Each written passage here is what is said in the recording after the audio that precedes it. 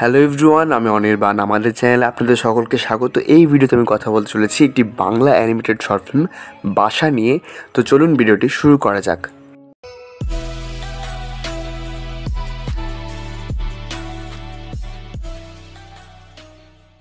তো বাসা নামক একটি অ্যানিমেটেড শর্ট ফিল্ম এবছরের জানুয়ারির 4 তারিখ নাগাদ রিলিজ হয়েছে ইউটিউবে। একদম ফ্রিতে রয়েছে, আপনারা অবশ্যই দেখতে পারেন। এবং এটি ডিরেক্ট করেছেন অনির্বাণ পাল। এছাড়াও এর অ্যানিমেশনও তিনি কাজ করেছেন। আর এই গল্পে এখানে দুটো ভাইয়ের গল্প রয়েছে। তো আমি গল্পের দিকে যাচ্ছি না, যেহেতু শর্ট ফিল্ম, সেখানে গল্প নেই, কি আর বলবো। কিন্তু আপনারা যদি এই অ্যানিমেশন শর্ট ফিল্মটা ভালো করে দেখেন, তাহলে আপনারা খুবই আনন্দ পাবেন।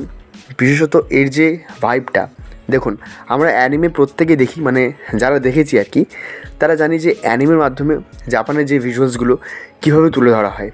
তো এখানেও যে অ্যানিমেশনের মাধ্যমে যে গ্রাম বাংলার দৃশ্য, বাংলায় আমরা কার্টুনও অনেক দেখি যেখানে দোকানপাট, রাস্তাঘাট দেখানো হয়, কিন্তু এখানে যে আদ্যপ্রান্ত গ্রাম বাংলাকে তুলে ধরা হয়েছে, সেটা ভীষণ ভীষণ সুন্দর।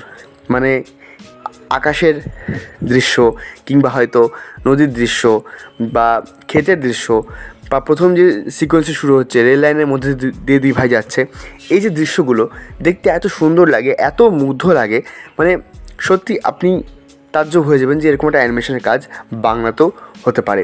এবার গল্পের কথা তো বললাম, গল্পের কথা যাব না, কিন্তু এখানে যে ট্রানজিশনগুলো রয়েছে, সিকোয়েন্সগুলো রয়েছে, ভীষণ সুন্দর।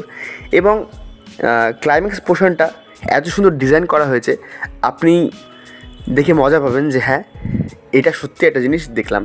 তো মাত্র 20 মিনিটের একটি শর্ট ফিল্ম, এবং এই শর্ট ফিল্মটা দেখতে দেখতে আপনি একটা বেশ ভালো গভীর মেসেজও পাবেন, যেটা হয়তো পরবর্তীকালে আপনার বা আপনার বন্ধুবান্ধব তাদেরও হয়তো মনে করিয়ে দেবে এই বিষয়টা। তো যাই হোক, আমার এই অ্যানিমেশন শর্ট ফিল্মটা খুব ভালো লেগেছে।